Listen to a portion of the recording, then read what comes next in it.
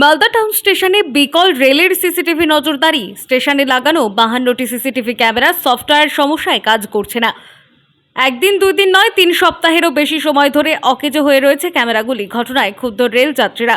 সমস্যা স্বীকার করে ব্যবস্থা গ্রহণের আশ্বাস মালদার ডিআরএম এর।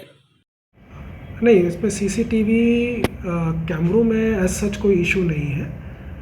बेसिकली सीसीटीवी सिस्टम के 2-3 पार्ट्स होते हैं। एक होता है जो कैमरा है, दूसरा है उस कैमरे की जो फीड है वो एक रिकॉर्डर में जाती है और एक सॉफ्टवेयर के माध्यम से देन और एक डिस्प्ले यूनिट होता है।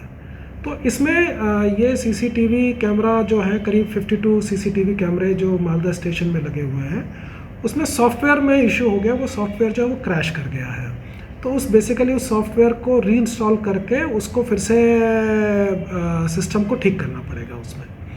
রাজ্যের অত্যন্ত গুরুত্বপূর্ণ স্টেশন মালদা টাউন। সেই স্টেশন থেকে প্রতিদিন প্রায় 70টি ট্রেন চলাচল করে। দৈনিক স্টেশন ব্যবহার করেন কয়েক হাজার যাত্রী। সম্প্রতি অমৃত ভারত প্রকল্পে মালদা টাউন স্টেশনকে আরও আধুনিক করে তোলা হয়েছে, কিন্তু স্টেশনের উন্নয়ন হলেও যাত্রী সুরক্ষা ব্যাহত হচ্ছে। সিসিটিভি বিকল হয়ে পড়ায় স্টেশনের বিভিন্ন প্ল্যাটফর্মে লাগানো 52টি সিসিটিভি ক্যামেরার অকেজো হয়ে রয়েছে দীর্ঘদিন। সিসিটিভি ক্যামেরার কাজ না করায় অপরাধী চিহ্নিত করার ক্ষেত্রে সমস্যা হচ্ছে। স্টেশন আধুনিক করার চেষ্টা হলেও সিসিটিভিগুলি কেন দ্রুত মেরামত করা হচ্ছে না, সেই প্রশ্ন তুলছেন যাত্রীরা। ঘটনায় সরব হয়েছেন রাজ্যের প্রতিমন্ত্রী তথা মোথাবাড়ি তৃণমূল বিধায়ক সাবিনা ইয়াসমিন।